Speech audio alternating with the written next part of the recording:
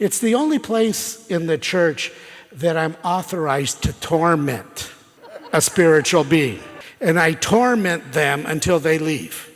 And I torment them with music, with prayers, with religious items, with holy water. And for them, it is absolute torment.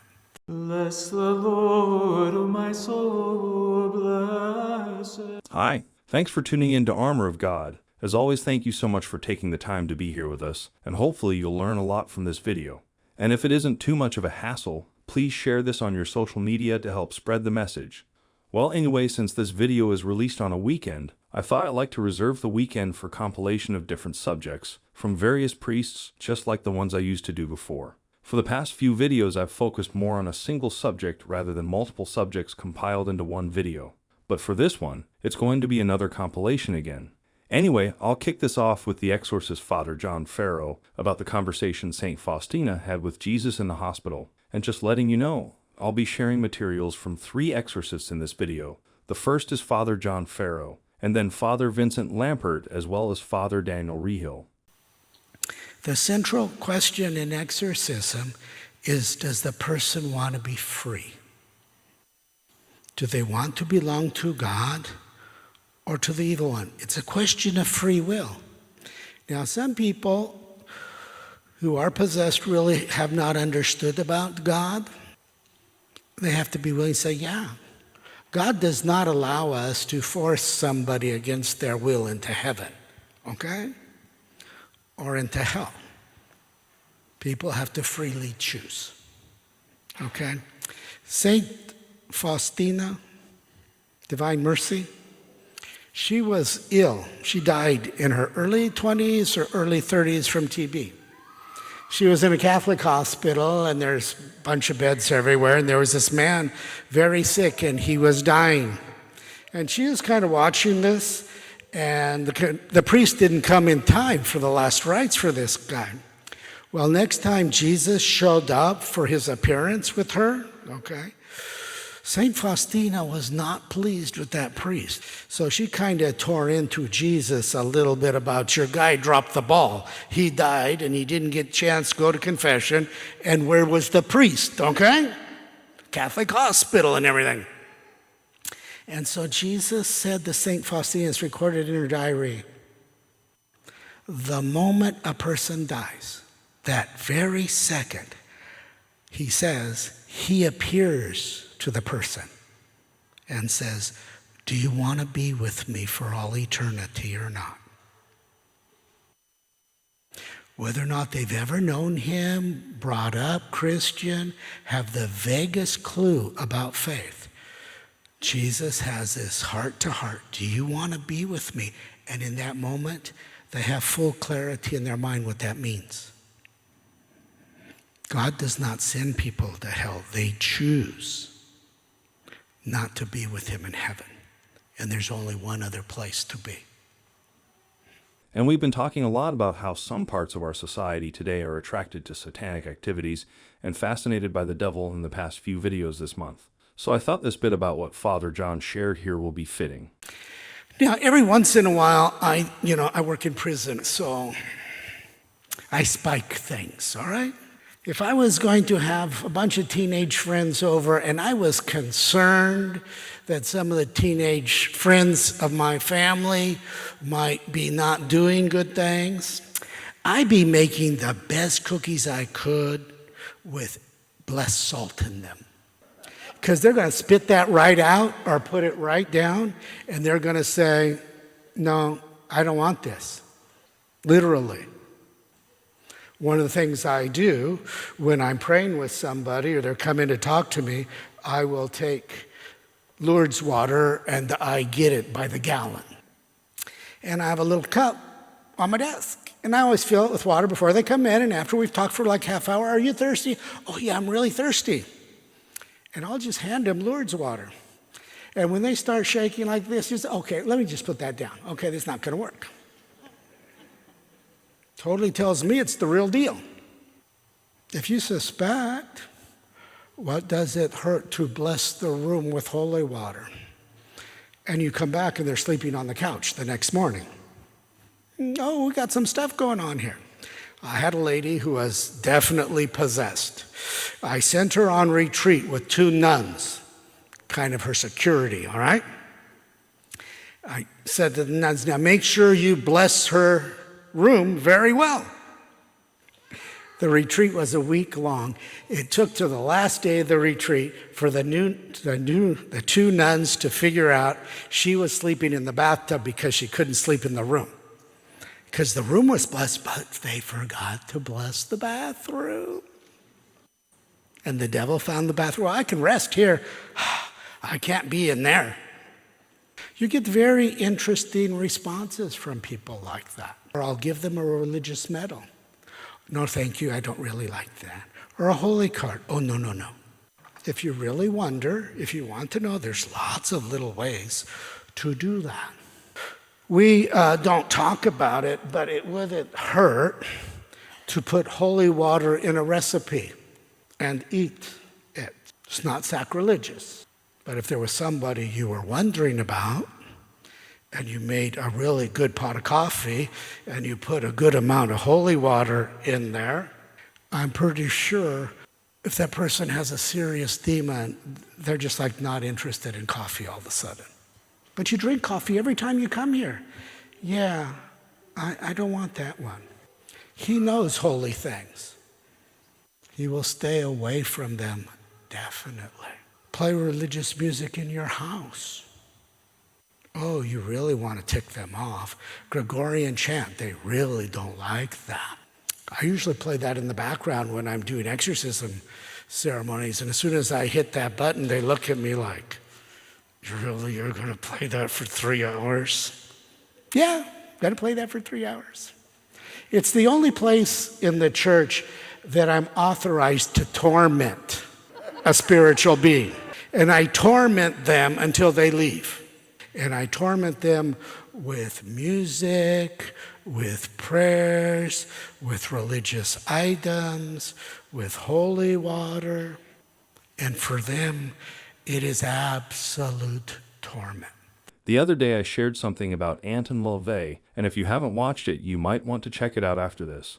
But anyway, someone commented on the video and asked, why would anyone want to worship the devil or be with the devil knowing that doing so will lead them to a horrible place in the end? And so with that in mind, I think it's worth sharing what Father Vincent Lampert said during one interview.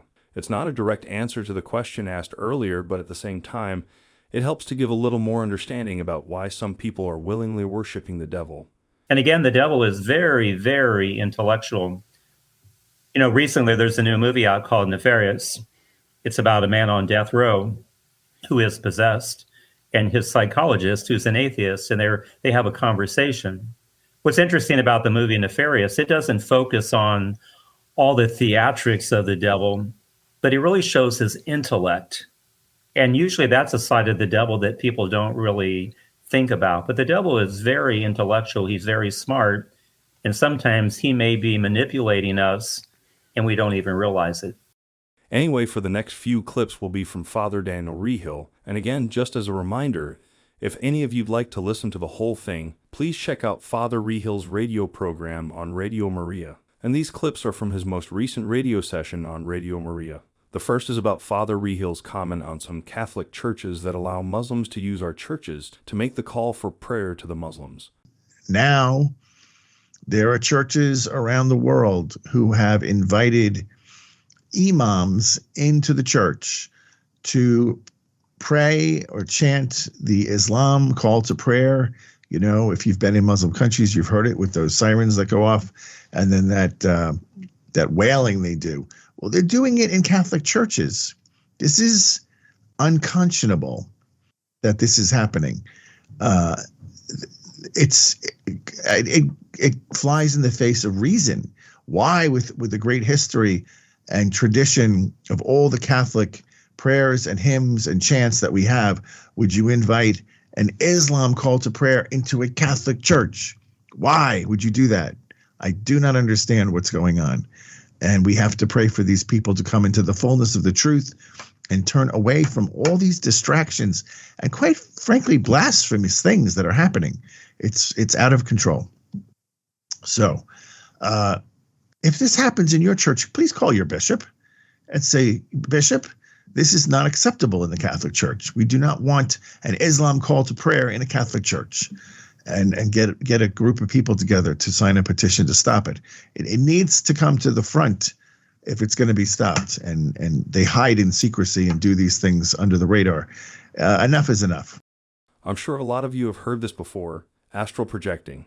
And this woman who made a call to Father Reehil asking about this, I think her question and Father Reehil's firm answer will be useful for us to know. So I was wondering, will you please talk a little bit about astral projecting, the church's teaching on it, and most importantly, how can we best protect our homes, children, like our spaces, from people who might be practicing this with negative intentions? Okay, well, this is not a mainstream thing you're talking about here. So astral projection is when somebody, usually occult, in the occult world, it describes going out of your body and going into the existence of another body, like an astral body or body of light, and through which you have a consciousness that can perform separately from your physical body.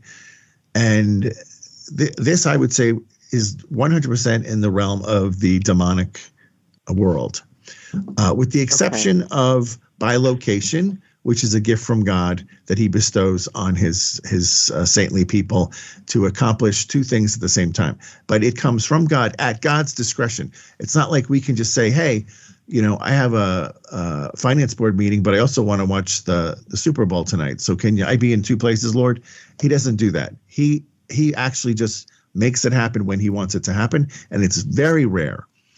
The astral projection is at the intention of the individual, that they try to do this and they follow a set of practices to try to leave their body.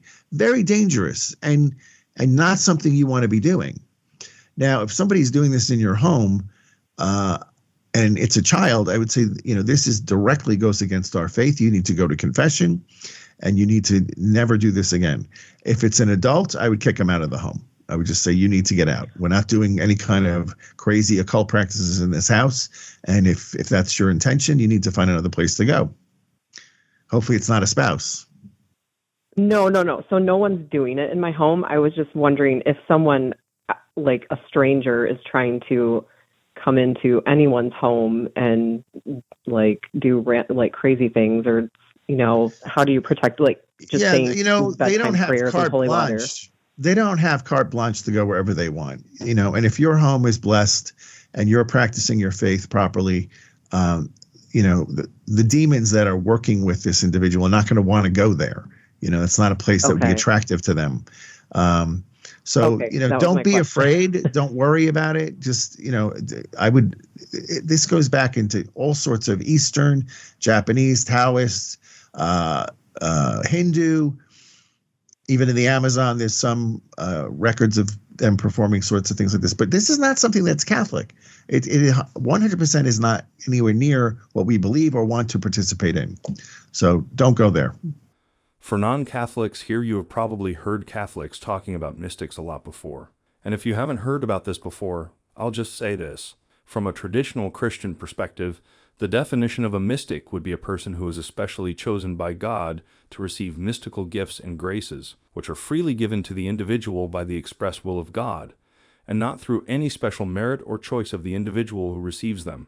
In other words, a person does not choose to become a mystic or to receive mystical graces, but is chosen by God to accomplish a specific purpose within the Church, for the salvation of souls. And for the next clip is Father Reehil's answer to a question, the difference between people who claim to be medium and mystics. Just to explain briefly, a medium is said to have psychic abilities, but not all psychics function as mediums. Anyway, here's the clip of Father Reehil. There are people who can see demons, and that doesn't mean they're bad or they're doing something wrong. In fact, many of the saints could see them. So that's not a red herring for something that's off. But if you're the one initiating contact, if you're initiating contact with the world of the dead, that's a problem. So mystics are people who have apparitions and experiences of God Blessed Virgin Mary, and perhaps even saints, but it's initiated by heaven. So it's not like on demand. You don't call on demand, but that's what the mediums do. They call these things on demand. That's the big difference. And the ones that the mystics are seeing are fully canonized saints. Anyway, we're going to go back to Father John Farao again, and we're going to listen to him talking about Our Lady at Fatima and confession. I love listening to him because he often included examples from his day-to-day role as a priest and exorcist. The part where he talks about confession, we've heard it said by many other exorcists before, but I'm only sharing this here because he's telling it in his own way, which can often help us understand a certain subject matter much easier. Our Lady of Fatima. She said at Fatima, more people go to hell for sexual sin than any other category. That was 1918. How much worse has it been? I often pray with men in prison who have sexual compulsions and have had them for years. We go through a very long confession, because usually there's a lot of things that happened when they were young that they never confessed. Teenage boy's not exactly going to talk about finding magazines where he shouldn't have been finding magazines and doing stuff that's embarrassing. He'll be lucky if he's 19 and 20 and really admitting that in confession. So I always go to, okay, you've been to confession quite a few times. Oh, yeah. Well, let's talk about when this sexual stuff started happening, when you were 11, 12, 13. Yeah, when's the first time you confessed that? Oh, I might have been 25. And when you told the father at 25 that, pornography is kind of like a problem and it's really all over the internet, did you kind of mention all those other times? We need to clean it all because the devil will say, well, you're mine. You do these things. Disobedient, sinful. These are my entryways. Have you ever asked for forgiveness for that? And often I find guys say, no. Oh, and there's also a bunch of other stuff. Well, let's talk about it all. Let's wipe it all clean. Because that way the devil has nothing to hold on to you with. Before I share the next few clips, please allow me to say something. Some have been saying that the titles and thumbnails of my videos clickbait, that the titles and thumbnails of the videos aren't related to the contents within. However, let me firmly say this. You can check every video that I have released before. Every title and thumbnail is related to the content of the video.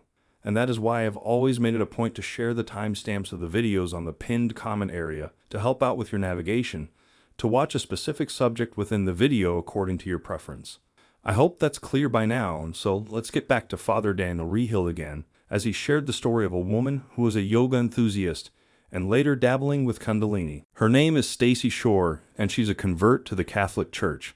Stacy is a mother of 2 college-age children, and prior to her being a Catholic, she took a journey to India in 2014 to become a yoga teacher, and then even deeper to go into Kundalini yoga. And according to Stacy, it caused a little bit of havoc in her life, but she found her way back to Jesus through the prayers to the Blessed Mother and the devotion to her through praying the rosary daily and recognizing there is truly a spiritual battle going on for souls in the world. When we're condemning activities that are widely practiced in our so-called modern times these days, of course we're going to get a lot of criticisms, but be it as it may, I am not going to water down messages like these for my videos.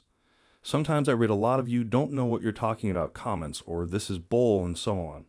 Some even flag my videos for being racist, because I shared what these priests comment on yoga, Buddhism, Hinduism, and most recently Saint Death in Mexico. But I am not going to stop sharing what these priests are saying, just like what Father Reehil shared here. Yeah. I have a friend who went to a psychic and she saw a statue of the Blessed Mother on the table next to the psychic, and she thought, oh, she must be good. Our Lady's statue is here. And it turned out she wasn't very good. It was demons. Now, the Kundalini yoga gets into these things called chakras. And one of the chakras is the third eye.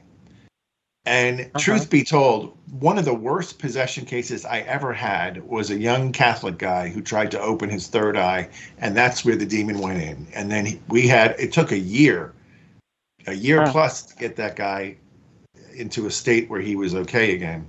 And here she's sharing her journey in India, where she learned about yoga. And I wanted So, to go as deep as I could. So I said, I'm going to India. yeah, you don't mess around. Yeah. I want to get to the point, you know. I didn't Yeah. want to play around.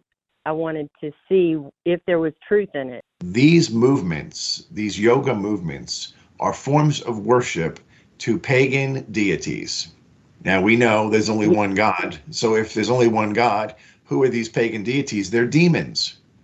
So these Right. movements are actually a form of worship to certain demons as you're making the movements and doing the meditation and the noises. In fact, just a few videos ago, I've made a video about Kundalini spirit, and there were many of you who shared your horrible experience with it, and hopefully anyone who sees some of the comments will be able to learn a lesson or two. I'm sorry for the interruption, but let's get back to Stacy and Father Reehil.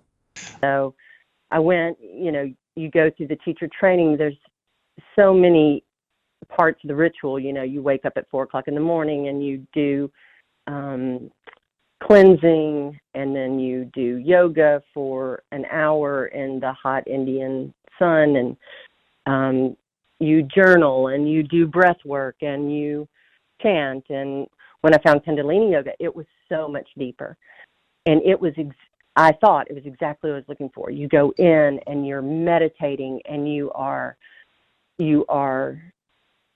it's a lot clearer than in hatha yoga, where you're you're at the YMCA and you're doing these movements, and it feels a lot like fitness. Yeah. This felt like worship. The spiritual. And that was actually what I was seeking. Okay. So most of the listeners probably do not know what that means. Kundalini. This is the type of yoga that focuses on awakening the Kundalini energy that's said to be a coiled up snake at the base of the spine. Is that right? Yes. Okay, yes. so right and away, so this is what that should have huge warning bells going off all over the place. Right. It should. And it did in some way. You know, I was like, that sounds a little sketchy. Yeah. I don't know. I don't know, you know, but these people that are in the community, I love them. They're my friends. I don't feel like they have these bad intentions. They're telling you, and always in the occult, they're like, you have to go deeper. You know, you have to face your fear. You Right. have to. And I truly feel like God was protecting me through all that, because I never had a Kundalini awakening, as they say. I was trying to, but I didn't. And I think that was a blessing, because God knew that even in those moments, I was still always talking to Jesus. By the way, this conversation between Stacy and Father Reehil was actually 25 minutes long, but I had to cut the whole thing down to close to 3 minutes to fit into this video. If you'd like to listen to the whole thing, which I definitely think you should, you can check it out at Radio Maria. There's a link in the description box below if you want to check it out there. And for the final part of this video, I'd like to share 3 more clips with you. One is about asking for help from our guardian angels to look for our partners in life, and then a couple more clips from Father Vincent Lampert. Now about the guardian angels. For those who still have difficulty accepting the idea of guardian angels who are constantly by our side, they will have even more difficulty accepting what Father Farao is saying here, but I hope for some of you non-Catholics listening to this will be more open to listen and understand what is being shared here by this exorcist. Now, you have a guardian angel, they have a guardian angel. Your family is assigned a guardian angel for the family. Put them all to work. Seriously. Speak to their angel. Be with them, watch over her, keep her from places she shouldn't be going. And guardian angel family, don't let anything come into this house that shouldn't be here, whether intentionally or not intentionally. Let nothing evil come into this house. There was a story told one time of a young man who was going out and doing a lot of stuff he shouldn't be doing. And Mom was really concerned because he was kind of looking disheveled. And he came in the back door one day, and Mom had been involved in the charismatic renewal, and she was cooking in the kitchen, and she just turned around and faced her son at the doorway and just said, "If there's anything evil in you, be gone." And literally, he took a step back and was shocked by that, but there was something present in him. his absolute opposite. And every demon has an absolute opposite angel. So if your son is being defiant, okay, angels that were called by God and named for obedience, help my son. He's looking, shall we say, for love for all the wrong places. Guardian angel, go find him, his future bride. I was talking to a lady, I'm down here for a funeral of an inmate tomorrow. And his best friend was Catholic. He's the guy who died is Protestant. It'll be in a Protestant church. And he was very active in his faith. And when he got old enough, then was looking for girls in the bars and all these places. And he finally admitted to his Protestant friend, when I finally got my head right and I went back to church, she was right there waiting for me. I think he had been outdone by mom and grandmother praying for a bride for him way before, probably since the time he was a little kid. So that when he finally showed up back in the church, he's like, yeah, this is where she's been waiting. Why have you been looking other places? Okay, she's been like right here. I understand for some non-Catholics watching the videos here, listening to these priests, listening to us Catholics talking about veneration to Our Lady, Mary the Mother of Jesus, talking about the saints, talking about guardian angels, I understand that it can be quite difficult for you to accept these things, but then I see all type of nasty comments written, something that goes like this: Mary is dead. Why are you Catholics praying to a dead woman? Why are you Catholics worshiping Mary? Why are you Catholics praying to angels? Guardian angels aren't real. Just think of this for a moment and actually learn what the church fathers taught about these things, what the early Christians believe about this, not post Martin Luther, but take a step back with humility and learn what early Christians think of these things before Luther. If you're so set in stone in your defiance, but then later found out that you're wrong and you're insulting and mocking the woman who Jesus loves so much, or your guardian angels who have been there for you, protecting you since the day you came into this world. All I'm saying, even if you think you're right, just think for a moment. What if you're wrong? What if what you think you know is wrong, and there are in fact biblical basis for all this, and that Jesus did leave a church behind? We don't call on the angels enough. Your angel's whole purpose is to help you to eternal life, your final destination. He is with you until that happens. He keeps watch over your grave until the resurrection. That's his whole purpose. How do I help this person come to know God? And how do I help him in this struggle throughout his life until that time? So why not ask him, guardian angel, help me understand, how do I help my kids? What do I pray for in this situation? How can I be helpful to them? Well, again, I'm sorry for the interruption. And one more from him when he shared with us about Padre Pio. I always love listening to stories about Padre Pio, and even though I've read about this before, but it's still great to hear the story again. Padre Pio had a great devotion to angels, to such that the church he was buried in, the original one, against the wall were life-size angels. I don't know how tall an angel is, okay, but they were as big as me, a little bit bigger. And in their hands was a lamp that would light the room. And he would tell people that he would send his angels to those who would ask for his prayers. And I met a man who, when he was very young Franciscan, was assigned to Padre Pio to push his wheelchair around. And since they're very Italian, you got to have they have like a siesta for a couple hours, midday. Totally Italian. You just cannot, don't show up at that time because nobody answers the door. And so he took Padre Pio to his room. Padre Pio laid down, and then so this young friar went to his room, laid down, boom, he's out.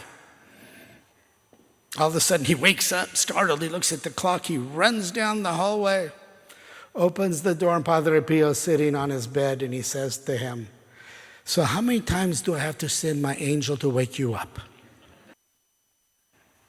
So when you have something really heavy on your heart, a family member, a situation, someone you love dearly, just ask your angel, go help them.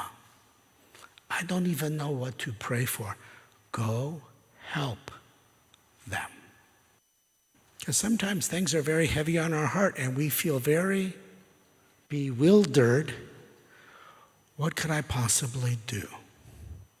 Yeah, we pray for them, and then we say, guardian angel, go help their angel with that, okay? Like I don't know what to even start with there. One of you actually asked before, regarding horror movies, is it safe for us to watch them? Is it advisable to watch them? Well then, listen to Father Lampert's advice here in regards to this question. I think if one is grounded in their faith, there's nothing wrong with watching these types of movies. But if you're not grounded in your faith and you watch the movies, you may become more fascinated with the devil. Because a lot of what Hollywood does is focus on what the devil is doing. But in the ministry of exorcism, the focus should always be on what God wants to do in the life of this person. So Hollywood may be glorifying the devil, and if we're not grounded in our faith, then we may end up indirectly doing the same thing. And finally, I'll end this video with a very good reminder from Father Lampert. The demons don't have any authority over us that we don't give them. Right. So maybe by our actions, by what we're doing, we can give authority to demons, but then we also have the power to take that back by virtue of our faith in Jesus Christ. We can do something crazy that can give an authority to a demon to act in our lives or in a location, but then we can renounce that by the power in the name of Jesus Christ. Well then, that will be all for the video this time. Thank you so much for taking the time to watch this video, and as always, hopefully you've learned a lot from this compilation. Some of you suggested I cover about Dungeons and Dragons and a few other subjects. I'm sorry I haven't covered some of the suggested subjects, but until I've found a credible source addressing them, I am a little hesitant to share anything about them for now. But I will keep on searching and share them in future videos once I've found someone with credibility talking about it. And then there are also suggestions that I share Dr. Michael Heiser's views in my videos as well. The thing is, I'm truly sorry, but I am only sharing Catholic priests in my videos and I won't be sharing anything from other sources. This is a very important criteria for me because 1, I am a Catholic, and 2nd, while I respect and I have watched a lot of Michael Heiser's videos before, I will not be sharing views from non-Catholic sources out there. I'm truly sorry about this, and I hope all the non-Catholics watching my videos can understand this decision. Anyway, again, thank you so much for being here with us, and for those of you who'd like to support our works, I left a link to our PayPal donation in the description box below, and from the bottom of my heart, thank you so much for your continuous support, contribution, and prayer. And until the next one, stay safe, stay healthy, and may God bless you.